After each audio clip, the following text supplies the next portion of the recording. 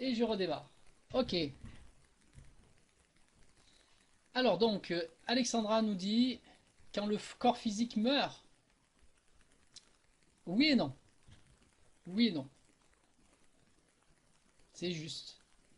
C'est juste, mais pas que. Alors, rappelez-vous, on va répéter encore certaines choses, et à chaque fois on rajoute des éléments supplémentaires. Rappelez-vous, l'esprit donne la forme et la densité. L'esprit donne la forme du corps physique, ou donne la forme de la fleur, ou donne la forme de l'animal, etc. Dans chaque densité, il y a de la vie organisée pour en continu grandir l'esprit dans la forme par l'expansion de la forme. Mais là, je vais préciser un truc parce que je ne l'ai pas marqué, mais je pense que je le rajouterai dans le PDF. C'est que là où Dieu grandit, en réalité, c'est vraiment en 3D. C'est là où il y a toute cette information qui grandit parce que justement on vit dans ce qu'on appelle les ténèbres justement. Vous comprendrez tout à l'heure pourquoi. Euh, et c'est là où il y a le plus d'informations et c'est là où toutes les âmes qui s'incarnent justement font vraiment un gros travail pour ramener de l'information là-haut. Parce que c'est pas de en haut que l'information elle est travaillée, c'est vraiment ici en 3D. Donc les scientifiques vous disent l'univers est en expansion continue depuis le Big Bang. Vous en avez déjà entendu parler ça du Big Bang je pense, hein. C'est une construction de 40 milliards d'années dans notre monde 3D bien sûr. Donc là, on parle que de la 3D, hein. 40 milliards d'années de construction. Vous imaginez ce que c'est par rapport à nous et notre petite vie? Mais tout ça pour faire quoi? Et sur Terre, pour que la Terre, à un moment donné, elle a apparu forcément dans ces milliards d'années, sur Terre, des milliards d'années de construction pour arriver à l'homme tel que nous le connaissons et son corps physique parfait, comme dit dans les livres sacrés. Là, vous pouvez retourner dans les livres sacrés, c'est marqué. Le corps physique est fait à l'image de Dieu. Mais pourquoi? Parce que c'est l'esprit qui est dedans. Et l'esprit, il vient d'où? Il vient de Dieu, encore une fois. Et par le travail, par la constitution petit à petit des cellules, des cellules, des cellules, et des améliorations qu'il y a eu, on est arrivé jusqu'au corps de l'homme. Seul l'homme, aujourd'hui, a une composition spécifique pour accueillir Dieu. Et vous allez voir qu'il accueille aussi d'une autre façon, pas que par l'esprit. Alors je sais que je passe un petit peu vite, parce qu'il y aurait beaucoup de choses à vous dire, parce que vous savez, entre le moment du Big Bang et le moment où on arrive à ce corps physique que vous voyez ici, qui est parfait pour accueillir Dieu quelque part, bien sûr qu'il y a eu des étapes. Donc là, je passe vite. Sinon, moi, on y passe pendant des jours et des jours. Mais ce qui compte, c'est où c'est qu'on en est et qu'est-ce qu'on va faire. Mais tout ça, c'est pour vous dire que sur la construction de ce microcosme, l'homme est à l'image du macrocosme, l'univers. Donc en réalité, Dieu lui-même. Ce que je veux vous dire, c'est que tout à l'heure, Alexandra elle a pointé quelque chose d'intéressant quand je vous ai montré les photos. Vous savez, entre les cellules, l'atome, la cellule, et puis la planète. Et elle a dit, mais l'homme, il est fait pareil. Non, l'homme, il est en fait encore mieux que ça.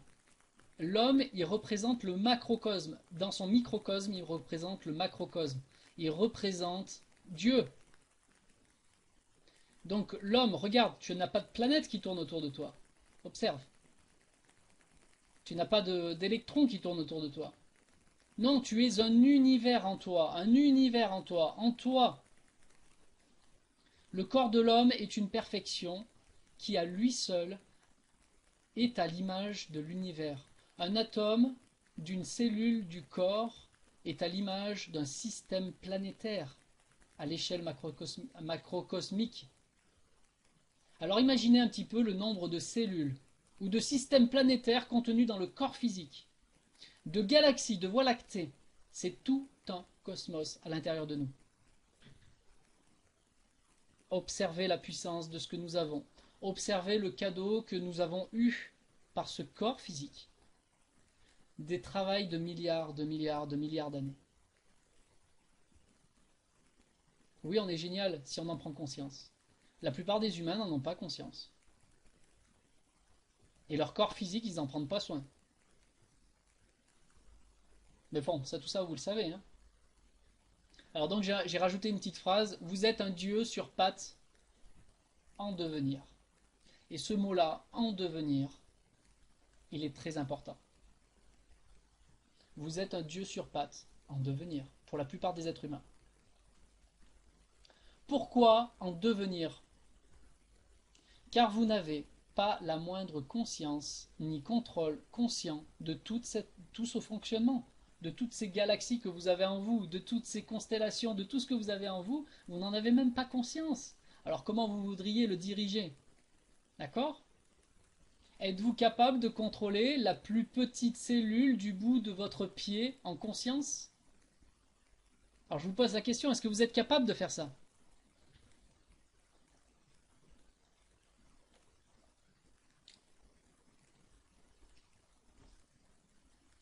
Donc vous êtes bien d'accord avec moi que nous ne sommes pas encore ce Dieu. Nous sommes en devenir. Ok.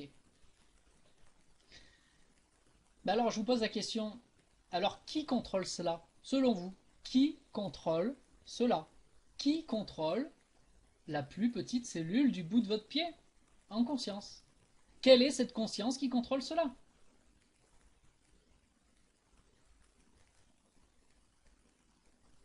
Je vous laisse répondre. Ah, j'aime bien parce qu'il y a plein de réponses. Alexandra dit l'esprit, Isabelle l'éveil, Catherine dit l'âme, mais encore, Ludivine dit l'esprit. Donc toutes celles qui ont dit l'esprit, vous avez raison, c'est l'esprit encore une fois les amis. Je reviens aux bases. Revenez aux bases. C'est l'esprit qui est en toute chose, qui contrôle cela, en conscience. L'esprit de Dieu qui s'est fragmenté. Mais c'est toujours l'esprit de Dieu. Il est en tout. Ok. Ce que vous n'êtes pas encore capable de le faire, que vous êtes encore en devenir, lui il est déjà. Lui il est. Ok. Il est. Alors posez-vous ces questions. Êtes-vous vraiment celui qui contrôle sa vie et son corps? Êtes-vous vraiment cette conscience qui contrôle votre vie et votre corps?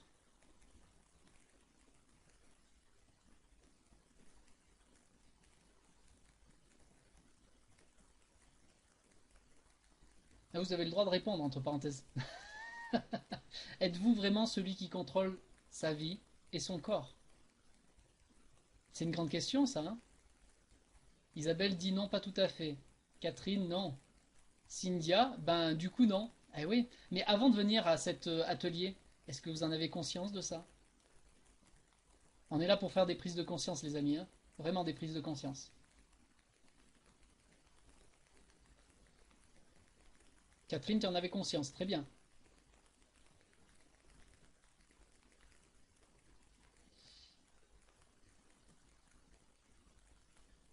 Ludivine dit j'en avais pas conscience du tout. Cynthia dit j'avais dit Dieu. Oui, c'est une bonne chose, Dieu. Dieu, mais non, parce que toi, ça n'a pas validé. J'ai pas vu Dieu, moi, marqué. Mais c'est pas grave, Cynthia, hein, c'est parfait. Donc Dieu, c'est l'esprit, bien sûr. Mais là, on parle bien de l'esprit qui a descendu, hein, dans la descente. Dieu sur Facebook. Ah, Isabelle, j'avais conscience de la mission de vie. Ok, depuis peu. Ok. Alors maintenant, je vais vous poser une autre question. Êtes-vous conscient de tout ce cosmos en vous? Êtes-vous conscient, je veux le dire autrement, de tout cet esprit en vous? Est-ce que vous avez conscience de tout l'esprit que vous contenez à l'intérieur de ce corps physique?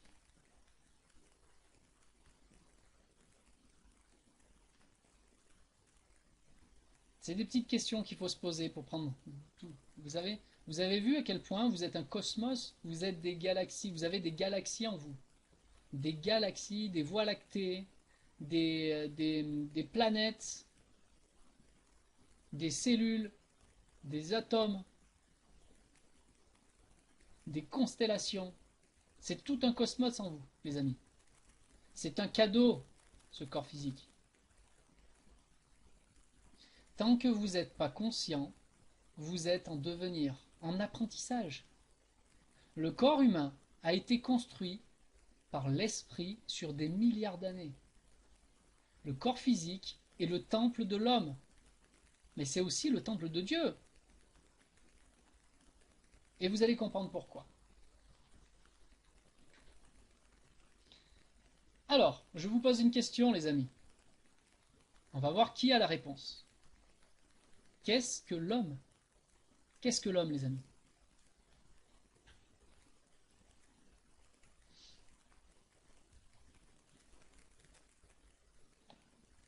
Ah ouais? Isabelle dit création divine. L'homme est une enveloppe. Ok? Ludivine, une enveloppe. Ok? Pour Alexandra, c'est quoi l'homme? Dieu en devenir. Ok. Bon, bah écoutez, je vais répondre à la question que vous avez déjà répondu. L'homme ou l'humain est une trinité constituée du corps physique, de l'esprit et de l'âme. C'est une question piège parce que je vous ai déjà posé la question au début.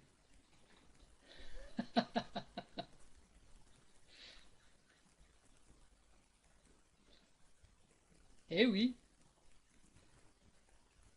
Alors maintenant je vous pose la question, mais alors du coup, qu'est-ce que l'âme? Parce que pour l'instant on a parlé du corps physique, on a parlé de l'esprit, mais on n'a pas encore parlé de l'âme. D'où vient cette âme? J'ai commencé à vous expliquer d'ailleurs, hein, un petit peu. Alors rappelez-vous, Dieu le un, en 10D pur, s'est fragmenté en une moitié négative l'esprit et une autre moitié positive, qui est restée là-haut pour l'instant. D'accord. C'est cette énergie plus qui a pour rôle de remonter l'information. Pour cela, elle a dû descendre dans les densités qui ont été créées par l'esprit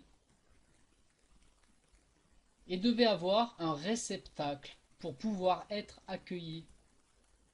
Un réceptacle à son image. Mais qu'est-ce que c'est ce réceptacle? Dites-moi.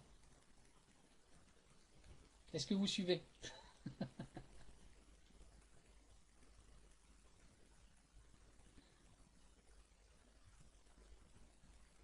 Oui, tu sais, Alexandra. Alors qu'est-ce que c'est ce réceptacle à son image? Jésus. Les autres, qu'est-ce que vous dites?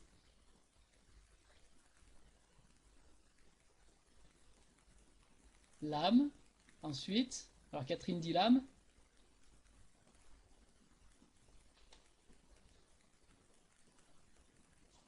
Ah, je vous taquine avec toutes ces questions, hein. Mais c'est primordial, je vous fais participer parce que, oui, un réceptacle. J'ai dit un réceptacle. Celui qui a reçu l'âme. C'est une question? Ben oui, celui qui a reçu l'âme.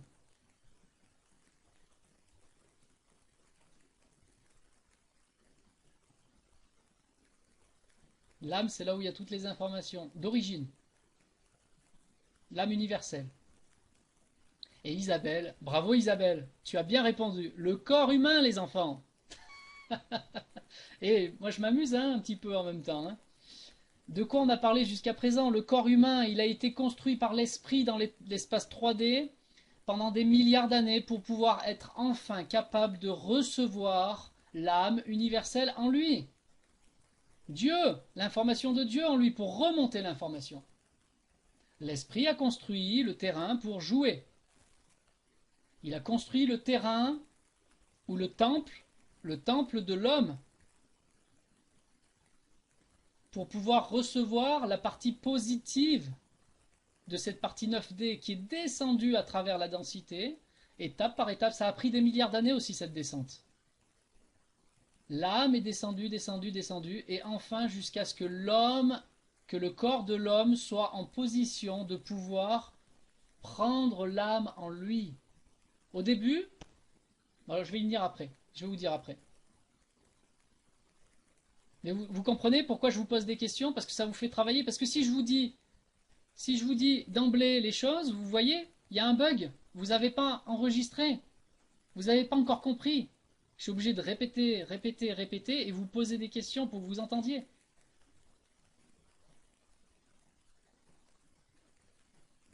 C'est important, hein. Mais c'est normal, hein. C'est pas de la critique ce que je vous dis, hein. C'est normal, on fonctionne comme ça. C'est l'esprit justement qui fonctionne comme ça. L'esprit, il a une information, il reste sur son information, il reste dans son champ de confort. Là, je fais du développement personnel, c'est en dehors de ce que j'ai marqué, hein. Il reste dans sa zone de confort, l'esprit. Il n'arrive pas à en sortir. Donc on a besoin d'appuyer, d'appuyer, d'appuyer pour que vous compreniez et que vous grandissiez. Ok. Donc le réceptacle à son image, c'est le corps physique, le temple, qui a pu accueillir donc la moitié positive. Alors, cette énergie positive ne pouvait pas descendre tant que le corps ou le temple de l'homme n'était pas arrivé à un certain stade de perfection pour recevoir cette vibration, parce que c'est une haute vibration, l'âme. L'âme, ça représente la lumière.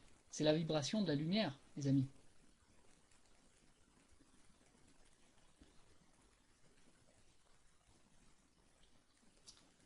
Tout le temps de perfectionnement, l'homme n'était que corps, esprit, jusqu'à la descente de l'âme universelle.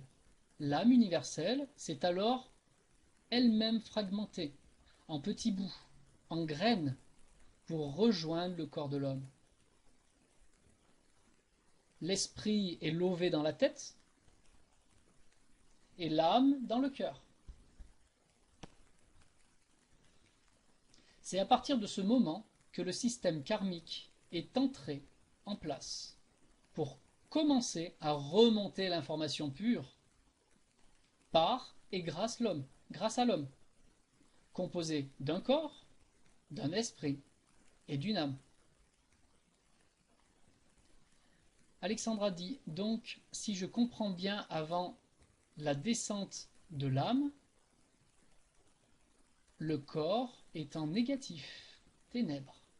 Oui. Le corps est un réceptacle.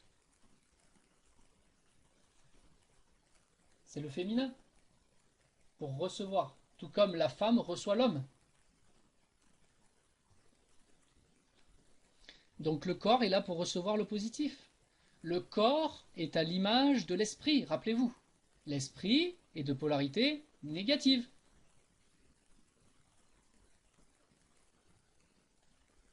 Ça fait sens pour vous ce que je dis?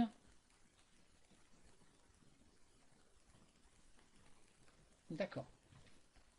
C'est important, hein? Très bonne question, Alexandra, merci. Très bonne question.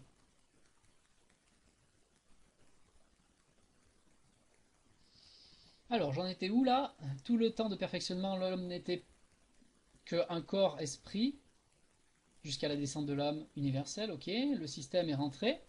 En d'autres mots, c'est très important ce que je vous dis, ça c'est une petite particularité pour que vous compreniez ce qui se passait avant l'âme, avant que l'âme puisse arriver. Un corps dirigé, un corps était dirigé par un ego qui tend vers le bas, la descente de l'information, les ténèbres, l'ombre.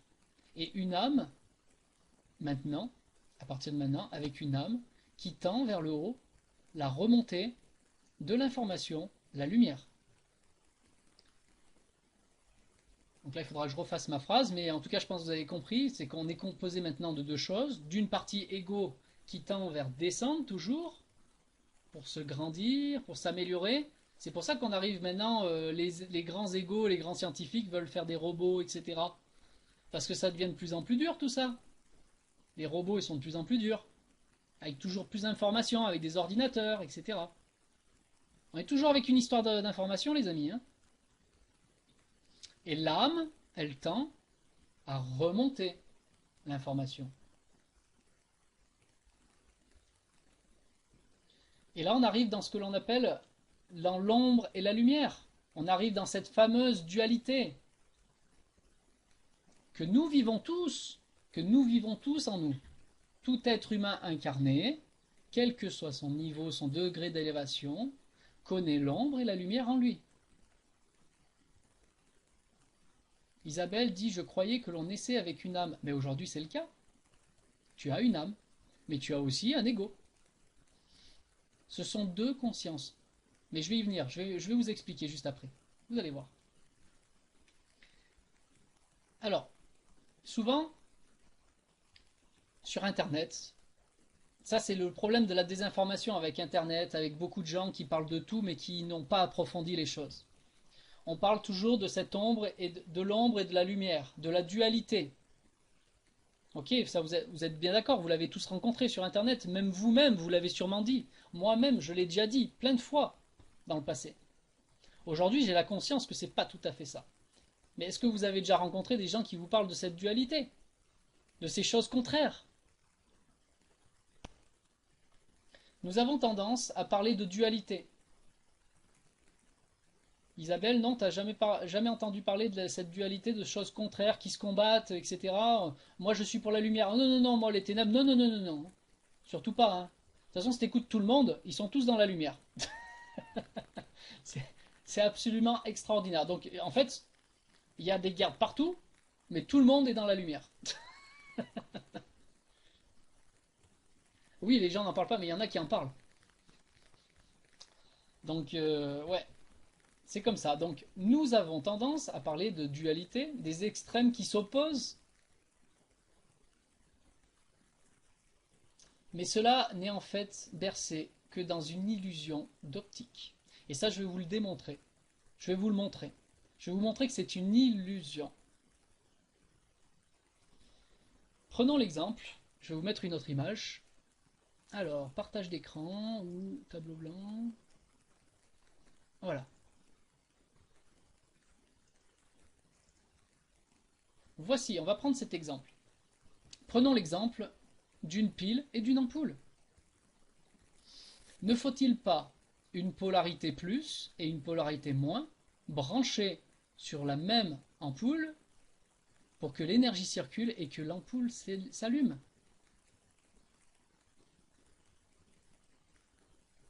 Si vous n'avez que du plus, l'ampoule ne s'éclaire pas. Si vous avez que du moins, l'ampoule ne s'éclaire pas. Par contre, si vous branchez le moins et le plus, l'ampoule s'éclaire. Elle s'illumine. Ça devient clair. Ça va devenir encore plus clair maintenant. Regardez bien. Alors, changez votre vision des choses sur la dualité. La dualité, c'est pas un combat. La dualité, je vais vous montrer exactement ce que c'est. Déjà, regardez, ça n'est pas ça, la dualité. Vous voyez l'image? La dualité, ce n'est pas ça. Ça, c'est ce qu'on a tendance à dire tous. On cherche à combattre les ténèbres, bien sûr, bien sûr. Le plus contre le moins. On essaye de pousser la barrière. Qui c'est qui va être le plus fort pour aller plus loin? Vous voyez? Ben ça, c'est pas ça du tout comme ça, la dualité. Je vais vous montrer maintenant qu'est-ce que c'est que la dualité.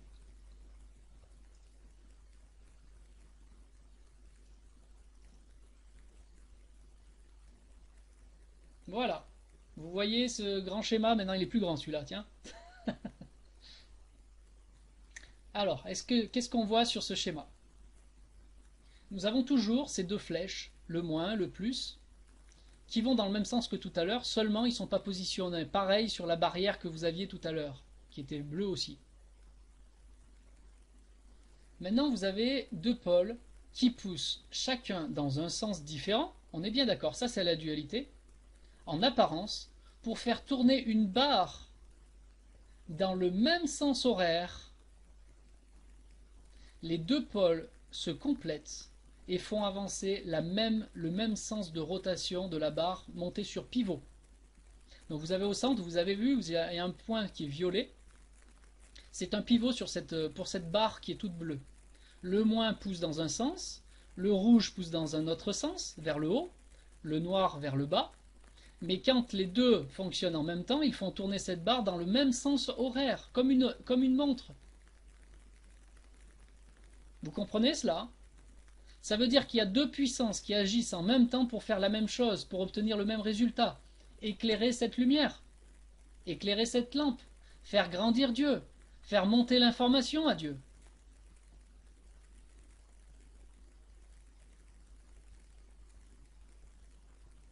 Le moins qui descend, le plus qui monte pour faire équilibre. Joli mot, exactement. Et ils doivent pousser en équilibre, en constant équilibre. Et c'est ça que l'on appelle le karma. Le karma est là pour réajuster l'équilibre entre les ténèbres que vous avez en vous et la lumière que vous avez en vous. Il ne faut pas qu'il y ait plus de lumière ou plus de ténèbres en vous. Il faut que ça soit équilibré. Et quand vous faites grandir la lumière en vous, vous faites également grandir les ténèbres. Quand vous faites grandir les ténèbres, vous faites grandir la lumière. C'est le jeu de l'information, c'est le jeu du karma.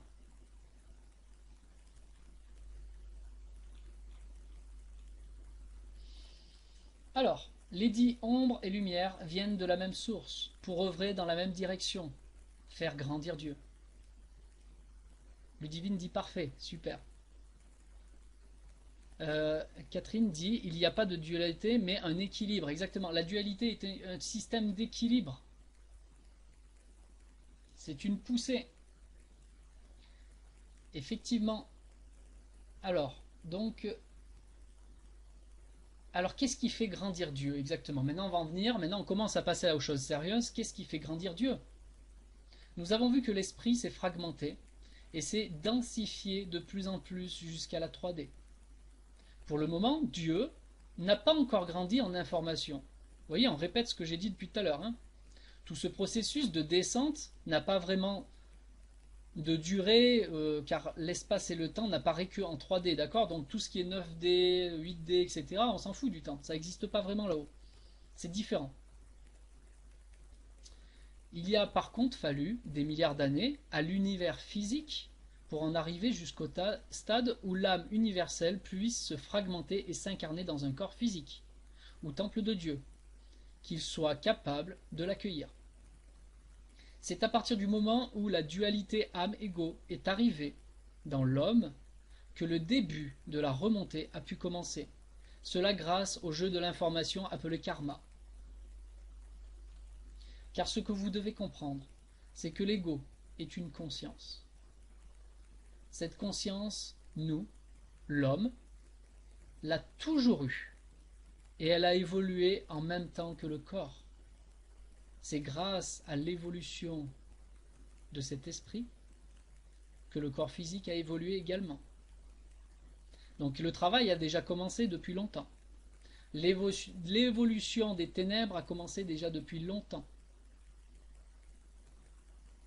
L'esprit, donc nous sommes incarnés depuis très longtemps sur Terre, les amis.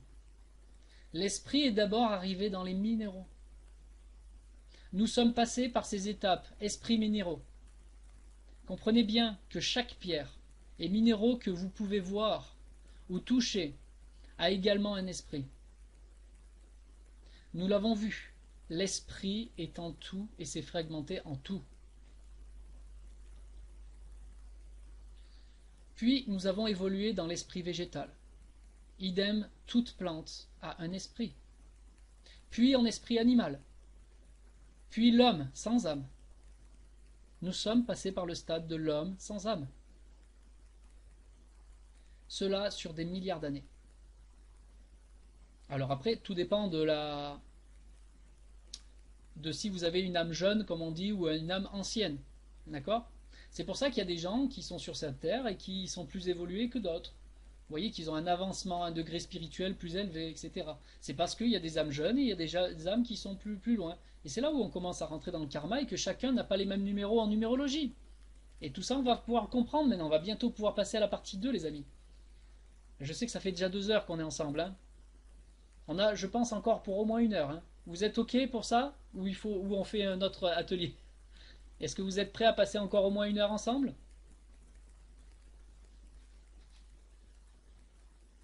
On commence juste à rentrer dans le sujet que vous vouliez. Hein. Vous êtes prêtes? Même 2 heures. OK. Oui, oui, oui. Vous avez encore des batteries, c'est bon. L'électricité fonctionne bien chez vous.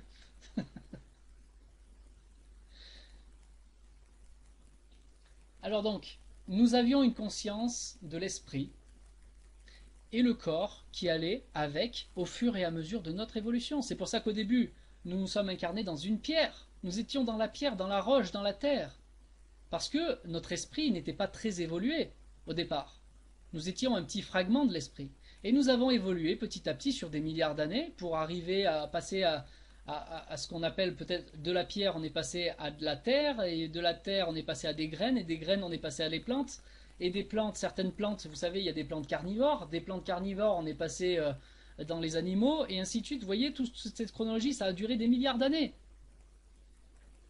Tout ça pour en arriver à créer, grâce à l'esprit, à créer ce corps de l'homme, pour enfin accueillir l'âme, cette grande puissance lumineuse. Et il fallait que l'esprit lui-même ait grandi. C'est logique ce que je vous dis, hein. Et tout ça c'est marqué, hein. Je vous le rappelle, c'est marqué. Texte sacré. On ne vous l'apprend pas à l'école. On ne vous l'apprend pas au catéchisme. Etc. et autres religions, hein. Alors, voilà ce qui s'est passé au fur et à mesure. Nous avions donc une conscience de l'esprit et un corps qui allait au fur et à mesure de l'évolution. Nous avons évolué à travers les âges. Aujourd'hui, c'est différent. Nous avons toujours cette conscience de l'esprit l'ego, très développée, qui a permis d'obtenir ce merveilleux corps qui est le corps physique. Mais nous avons également une deuxième conscience, celle de l'âme. Nous avons deux consciences en nous. Prenez-en conscience, les amis. Nous avons deux consciences en nous. Et ça, il y a très peu de gens qui vous le disent. Il y a très peu de gens qui le comprennent. C'est ce qui nous différencie des animaux, des végétaux et des minéraux. Nous portons l'âme individuelle. Encore que par l'évolution, certains animaux commencent également à l'avoir. Sinon, les animaux ont une âme groupe. Eux aussi, ils ont évolué avec l'esprit, mais aujourd'hui, certains animaux, ils ont aussi l'âme groupe à l'intérieur d'eux. C'est en cours. Et c'est normal, car tout va vers l'évolution et la remontée. Nous avons déjà commencé, ça fait déjà un bon petit moment que ça a commencé cette remontée.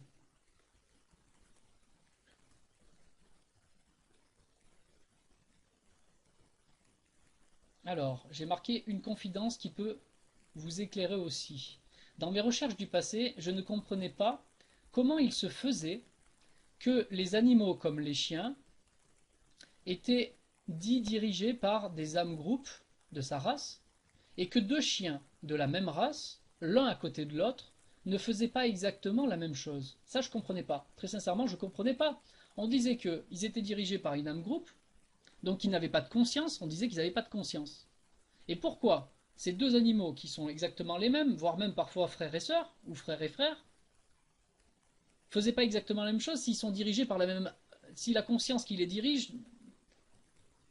Vous voyez ce que je veux dire? Il y avait un truc qui buguait, je ne comprenais pas. Et c'est grâce à ce genre de bug que j'ai toujours continué à chercher, à comprendre. Qu'est-ce qui se passe? Alors c'est bien connu, les spécialistes disent que seul l'homme a une conscience. Mais pour moi, il y avait une contradiction.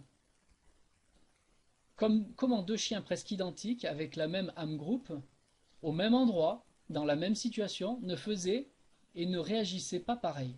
Un gros mystère, incompréhensible. Puis j'ai eu la compréhension quand j'ai pris conscience de tout ce que je viens de vous révéler. Toute chose ou être a une conscience individuelle par l'esprit fragmenté, l'esprit, le rendant unique et autonome sur certaines caractéristiques, certaines, pas tout, certaines caractéristiques. C'est ce qui fait la différence de la forme. Chaque être, chaque plante, chaque minéraux est unique.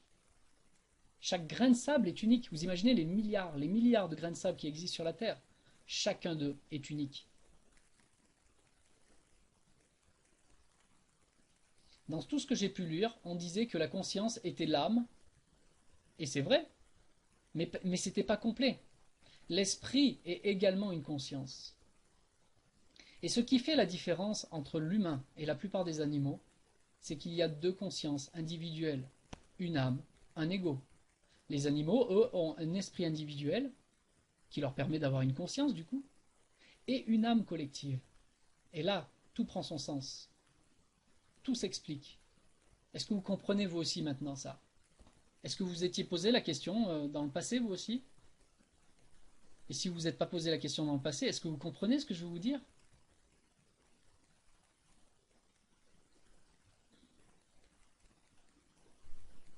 Ok, les animaux sont nos frères. Ils sont simplement plus jeunes. Ce sont des âmes plus jeunes, c'est tout. Ils sont passés par des épreuves, également les mêmes que nous sommes passés avant eux. Nous avons juste évolué plus en esprit. En esprit, esprit. Et pas esprit-âme. Esprit. Et maintenant, on est en train d'avancer, de prendre de l'avance avec l'âme. Donc il y a toute une suite. Donc ce qui veut dire, donc on va y venir justement, les végétaux sont encore plus jeunes. Alors attends, hop, les animaux sont nos frères, ils sont simplement plus jeunes, mais deviendront comme nous, car nous étions comme eux. Ok. Les végétaux sont encore plus jeunes et deviendront des animaux, puis des humains. Les minéraux actuels deviendront des végétaux, puis par la suite, avec beaucoup de temps, des animaux, puis par la suite des humains aussi. Ça sera une autre forme d'humanité. On est bien d'accord, le corps physique aura changé, la planète aura monté en taux vibratoire. Et potentiellement, ils ne connaîtront pas, hein, ils ne connaîtront pas l'humain dans le 3D. Ça, c'est une petite parenthèse, puisque ça n'existera plus le 3D d'ici là.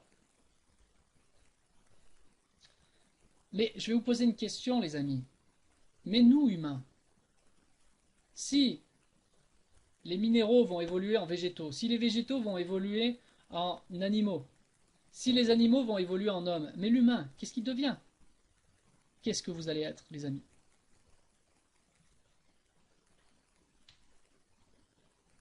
Vous allez évoluer aussi, mais qu'est-ce que vous allez devenir?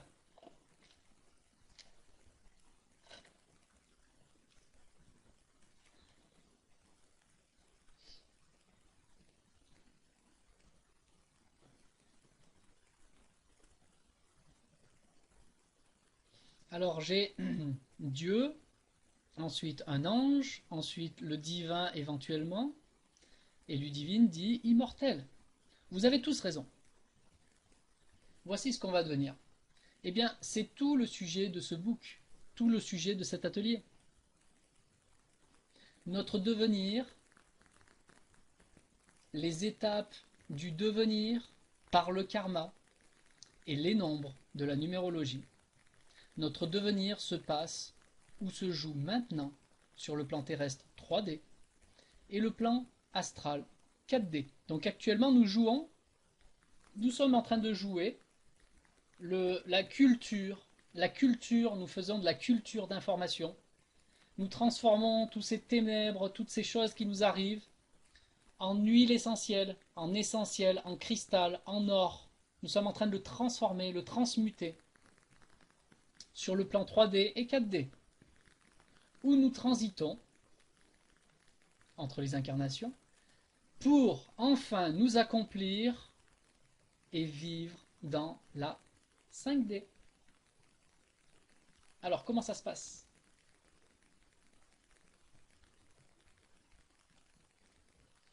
Donc c'est là où je vous pose la question, mais qu'est-ce qu'est le karma? Je vous répète encore une nouvelle question, mais qu'est-ce que les karmas? Qu'est-ce que c'est ce karma?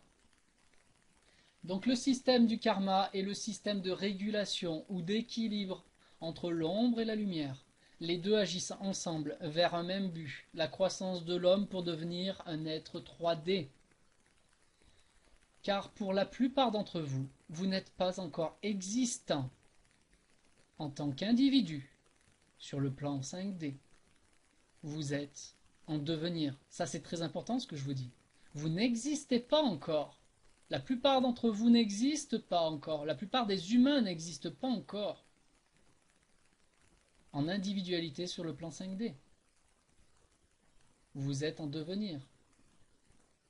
Ça veut bien dire que pour les gens qui vont stagner, pour les gens qui vont refuser d'évoluer, à un moment donné, le jour la 3D n'existe plus, ils ne pourront plus passer du côté 5D s'ils n'ont pas fait le travail suffisant. Voilà, c'est pas pour vous faire peur, hein, attention, hein, je dis juste ce qui se passe. La 3D est vouée à arrêter, ça n'existera plus. Ensuite, la 4D va s'effacer également, et ainsi de suite, ça va remonter. L'information va remonter. Tout ce qui a grandi va remonter. Et tout ce qui est densité va disparaître. Parce que ça va remonter en huile essentielle. Donc tous ceux qui ne se seront pas accomplis jusqu'à la 5D, bah, il va y avoir un bug. Voilà, c'est tout ce que j'ai à dire à ce niveau-là. C'était un petit plus par rapport au book, que j'ai pas marqué ça, hein. Donc, le karma système est là, les deux agissent ensemble, croissance de l'homme. 5D, vous êtes en devenir, ok. Votre individualité n'est que sur le plan 3D et 4D. Et encore que ce n'est pas tout à fait juste. Et c'est vrai, c'est pas tout à fait juste ça, hein. Vous avez l'impression d'avoir une individualité sur le 3D et la 4D. Mais c'est pas encore tout à fait juste. Parce qu'en réalité, à l'intérieur de vous, vous êtes deux, je vous l'ai dit tout à l'heure. Vous êtes une conscience esprit et vous êtes une conscience âme.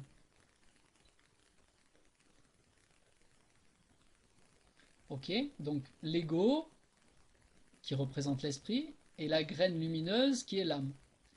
Vous avez cette image souvent utilisée, vous savez, cette petite voix du démon qui vous parle d'un côté, et puis l'image de l'ange qui vous parle de l'autre côté. Et bien c'est exactement ça. À l'intérieur de vous, vous avez deux consciences, mais elle est à l'intérieur de vous, c'est pas l'extérieur qui vous parle, c'est pas l'ange de l'extérieur qui vous parle ou le démon de l'extérieur. C'est à l'intérieur de vous, vous avez deux consciences qui parlent en même temps. Mais sur laquelle vous êtes le plus connecté, c'est ça la question. Est-ce que vous êtes en équilibre avec les deux? La plupart des gens, soit ils sont connectés d'un côté, soit ils sont connectés de l'autre. Donc, soit ils sont perchés, soit ils sont matérialistes.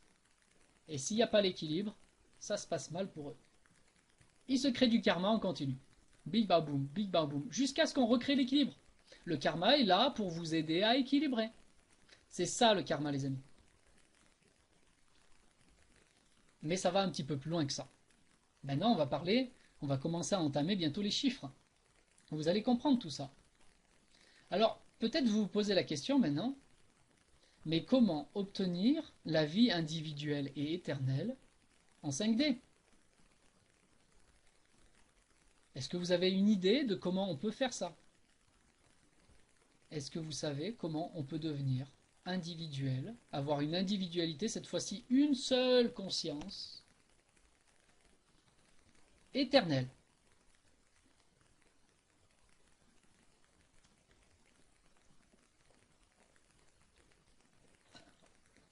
Et Cynthia me dit, le discernement, c'est quoi? Le discernement, c'est par exemple ce que je suis en train de faire avec toi.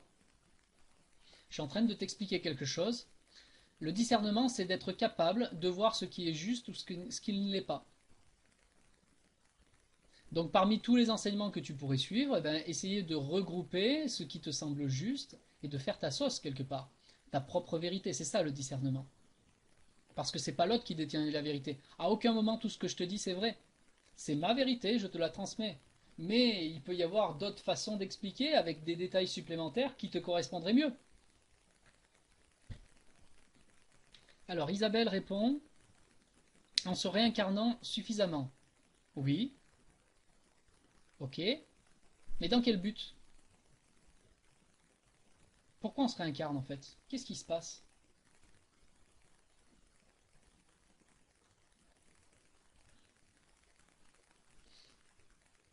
En n'ayant plus de karma. Exactement.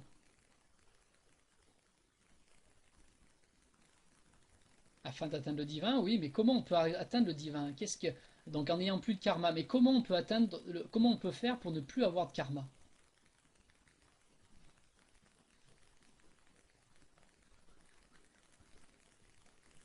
C'est chaud, c'est chaud.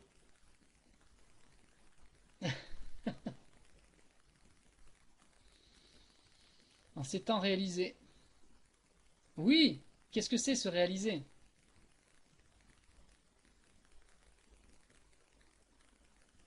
Alors vous l'avez compris, vous avez deux graines, deux consciences. Vous êtes en train de faire grandir ces deux graines par le jeu de la vie et gagner de l'information pure, l'essentiel, le cristal de chaque épreuve de la vie. Cette expérience se transforme en information pure de conscience, que vous en ayez conscience ou pas d'ailleurs. Au fil des incarnations, vous cumulez l'information pure. Le système du karma est le système d'incarnation. Le karma est comme l'ordinateur qui agence vos incarnations en fonction des expériences de vie passées et de ce qu'il vous reste à transcender. Il y a tout un cycle logique d'apprentissage que nous retrouvons en numérologie qui vous amène du démarrage de votre première incarnation avec l'âme à la dernière incarnation obligatoire de la roue des réincarnations, où vous deviendrez un être accompli. Vous sortirez alors du système du karma et vous aurez construit votre corps de gloire, vous permettant de vivre sur le plan 5D en tant qu'individu éternel. Alors, Catherine dit, on a tous un but à accomplir et on se réincarne car on ne l'a pas accompli. C'est vrai et pas tout à fait, parce que je sens dans ce que tu dis qu'on a tous un but différent. Sauf que c'est vrai si oui, tu comprends qu'on a tous le même but ici. On a tous le même objectif, faire grandir Dieu et se faire grandir soi-même. Et ça, je vais te l'expliquer justement, c'est la suite. Mais à chaque étape ou marche, vous devez avoir équilibré la part d'ombre et la part de lumière. Chaque palier a un but d'apprentissage. Parce que vous allez voir qu'en fait, dans les cycles d'incarnation, il y a des cycles d'incarnation différents, des buts à accomplir effectivement, étape par étape, marche par marche, pour justement arriver à transcender et avoir suffisamment d'informations pures pour construire ce que je viens de vous dire, le corps de gloire. Le corps de gloire, vous l'avez dans les écrits sacrés, encore une fois. Le mot est utilisé comme ça, le corps de gloire.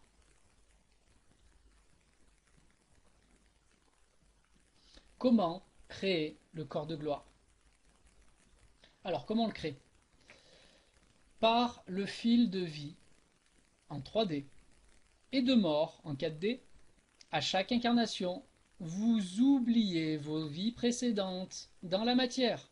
Vous remontez l'information pure en 4D à chaque mort. Tout à l'heure, Alexandra l'a dit. Il y a aussi pendant la vie aussi, hein, il y a des périodes aussi. Que vous cumulez au fil des incarnations. Donc cette information pure, pour l'instant, vous la cumulez au niveau de la 4D. Vous faites ainsi grandir votre champ d'information essentiel, le cristal, l'huile essentielle quelque part. Votre corps de gloire se construit petit à petit. Vos graines, ego et âme, grandissent en même temps grâce au système karmique, en équilibre. Votre corps physique 3D s'améliore en même temps pour pouvoir porter de plus en plus de puissance, ténèbres et lumière, qui sont à puissance égale. Stéphane Rambaud, quand il vous parle de spiritualité, il vous parle d'amour. En même temps, il a la même puissance d'ego. C'est aussi pour ça qu'il se fait connaître. C'est aussi pour ça qu'il est capable de faire du marketing. C'est parce qu'il a la puissance dans les deux, équilibrée. Vous comprenez ça? Et c'est ce que vous devez tous faire, évoluer en équilibre. Et plus vous avancez dans le système karmique, plus vous approchez du système de la sortie de la réincarnation quelque part, plus vous avez un gros ego et plus vous avez une grosse âme. Votre graine devient de plus en plus grosse.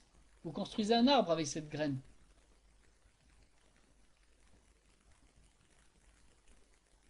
Ok.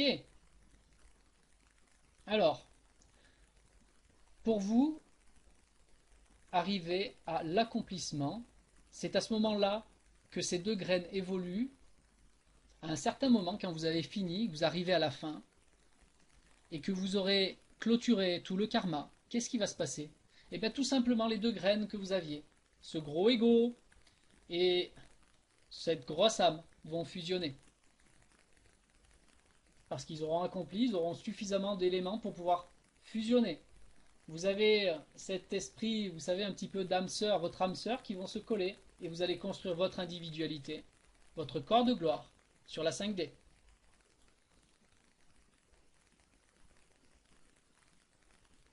Et Alexandra, purée, moi je veux mon gros ego alors.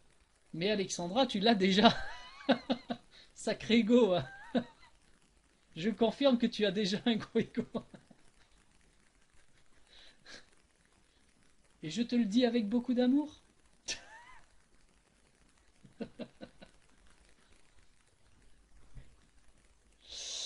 Alors, alors, qu'est-ce qui crée le karma? Qu'est-ce qui crée le karma exactement? Quand vous écoutez trop le côté démon, le karma vous fait apprendre la leçon. Dans les minutes et jours qui suivent pour certains d'entre vous, ou dans les vies futures pour la plupart d'entre vous. Nous verrons qui, quoi et comment par la suite. Comme vous êtes pris dans le jeu de la vie, vous ne vous en rendez même pas compte et ne faites pas forcément les liens entre ce que vous avez pu faire, puis vivre. Cet équilibre qui se crée entre les mauvaises choses que vous avez pu faire et ce que vous allez vivre comme petit caca dans votre vie. Mais ce n'est pas important, car à chaque chose vécue, vous vous grandissez vous-même et vous grandissez Dieu en même temps. Et ça, c'est l'objectif de Dieu. C'est l'objectif du Créateur qui a voulu créer. C'est que quand vous vous accomplissez, il s'accomplit aussi. C'est un peu comme le système du marketing de réseau, hein, ceux qui connaissent ça. Pas de mystère. En effet, à chaque épreuve, vous en retirez une pépite, un cristal ou un essentiel, une information pure. Vous grandissez, vous vous construisez, vous grandissez, vous faites grandir Dieu en même temps. C'est la remontée d'informations en 5D qui permet votre ascension et de grandir définitivement Dieu. Il y a comme un accouchement. Vous devenez son fils à son image, une fois accompli, avec le corps de gloire. Tant que vous êtes en 3D et en 4D, vous n'êtes qu'une cellule de son corps, à lui. En 5D, vous obtenez votre propre corps et conscience individuelle. Est-ce que vous comprenez la différence? Est-ce que vous comprenez la différence entre être une cellule de son corps ou être son fils?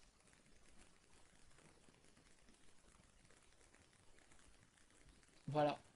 Donc quand je vous parle de corps de gloire, d'être son fils, est-ce que ça vous rappelle pas quelque chose qui est marqué dans les Écritures sacrées? Voilà, j'en dis pas plus.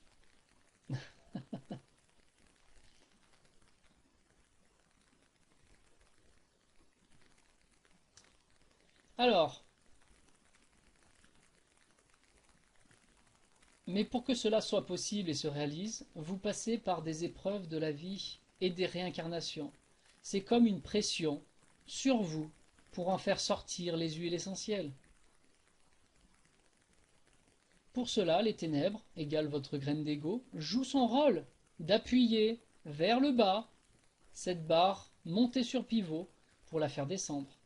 Et votre graine d'âme lumineuse appuie vers le haut, l'autre côté de la barre, du pivot, pour faire monter. Toutes deux œuvrent pour construire votre corps de gloire. Et dans la vie, voici comment ça se manifeste. Voilà. Alors là, on va passer en fait, bientôt on passe à la partie 2, le côté un petit peu pratique. Vous allez comprendre dans votre vie ce qui se passe. Donc à chaque fois que vous avez une pensée ou un jugement, le retour que vous en aurez sera mineur. Par exemple, vous vous cognez une jambe. Euh, et en plus, quand vous vous cognez la jambe quelque part, pour vous, ça semble anodin. Et vous ne comprenez pas en fait pourquoi vous vous tapez la jambe. Mais en fait, vous n'avez pas fait le lien que avant vous aviez eu, ou peut-être dans une vie passée, vous avez eu des mauvaises pensées. Alors si c'est dans une vie passée, c'est normal que vous en souveniez pas. Mais pour ceux qui ont le karma, et je vous expliquerai tout à l'heure, du karma immédiat, on dit des mauvaises choses intérieurement, on pense des mauvaises choses, on juge, bing, derrière on se cogne. Mais c'est pas anodin. C'est normal. Ensuite, la deuxième façon, c'est la médisance. Vous savez, tout ce qu'on fait par la parole, on dit des mauvaises choses. Donc là, il y a du jugement, mais il sort de la bouche. Ou les mauvaises intentions qui sont très puissantes. Là, on passe à un deuxième stade. C'est plus que ce qu'on y est. Après, il y a plein de variantes, hein, donc je ne vais pas rentrer dans les détails de qu'est-ce qu'on peut avoir. Mais c'est pour vous dire qu'il y a une égalité, presque une égalité, c'est pas tout à fait juste, presque une égalité entre la puissance de ce que vous mettez comme négation et de ce que vous devez payer quelque part. Ensuite, il y a le troisième, le plus puissant, c'est quand vous faites des actions négatives et destructives. C'est-à-dire le vol, le viol, la violence, des choses comme ça. Tout acte négatif, là, vous en payez les pots cassés à un moment donné, d'une façon ou d'une autre. Ça peut passer par des problèmes d'argent, ça peut passer par les ruptures dans le couple, ça peut passer par des décès, la maladie, il y a plein, plein, plein de choses, vous voyez.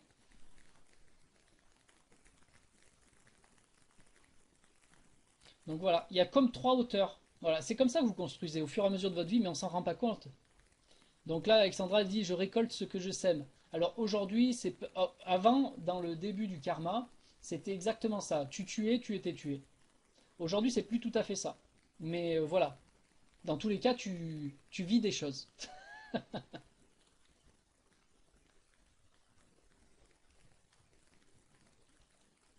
En fait, ce qu'il faut comprendre, c'est que donc il y a trois grandes hauteurs de création de karma, et en quelque sorte de retour, bien sûr, puisque des ténèbres naît la lumière. Et pas le contraire. Souvent, c'est des ténèbres que naît la lumière, et pas le contraire. Les ténèbres est descendu, ça a descendu. Mais ensuite, il y a toutes ces histoires, ces expérimentations qui sont là, pour que des ténèbres naisse la lumière, ce cristal, c'est essentiel. Donc du désordre naît l'ordre. Seul l'ego peut mettre le désordre, et c'est son rôle quand il est plus puissant que la lumière de l'âme. Donc il y a des équilibres. Dans votre corps, si votre ego est plus puissant que la lumière, il y a des équilibres. Alors, une porte s'ouvre pour réajuster et envoyer plus de lumière. C'est l'âme qui œuvre pour bâtir et construire. C'est ça le système du karma. Quand l'équilibre est revenu, c'est que le palier où vous en êtes est passé. Vous grimpez d'une marche supplémentaire. Mais c'est quoi ces marches? Alors là, on va passer à quelque chose d'autre.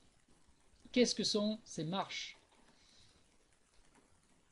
Et au fait, justement, juste avant d'entamer les marches, au fait, je vais vous poser la question. Là, vous allez répondre. C'est quoi votre mission de vie, les gens là? Quelle est votre mission de vie?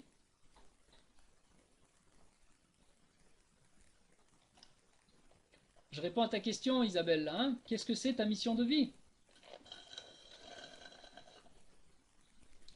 La mission de vie première.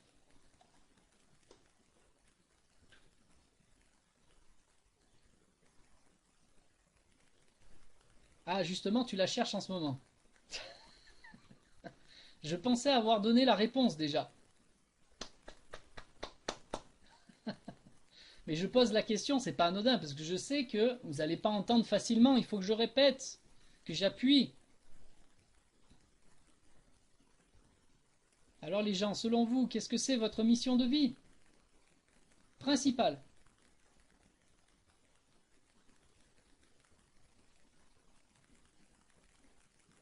Alexandra pose une belle question. Chacun a la sienne. Alors Isabelle dit évoluer, unique. Alexandra dit unique. Ludivine, bravo. Se débarrasser du karma, tout simplement, remettre l'équilibre.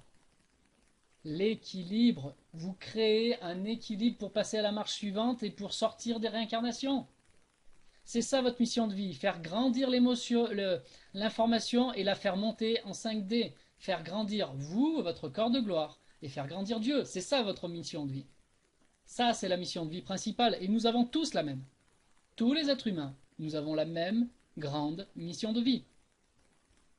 Par contre, effectivement, vous allez vous apercevoir, quand on va faire de la numérologie, que nous avons des missions de vie secondaires qui font que nous avons tous des caractéristiques différentes, un esprit différent.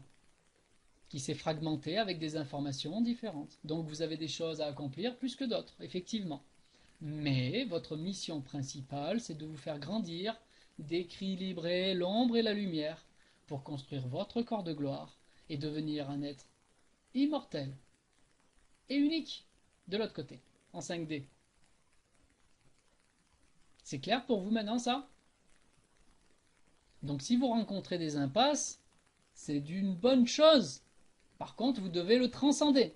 Plus vite vous le transcendez, plus vite vous passez à la marche suivante. Oui, oui, oui, oui. Bien. Ok.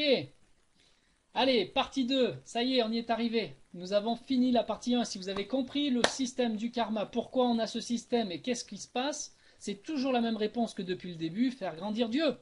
Et vous faire grandir vous. Quand vous vous grandissez vous-même, vous faites grandir Dieu.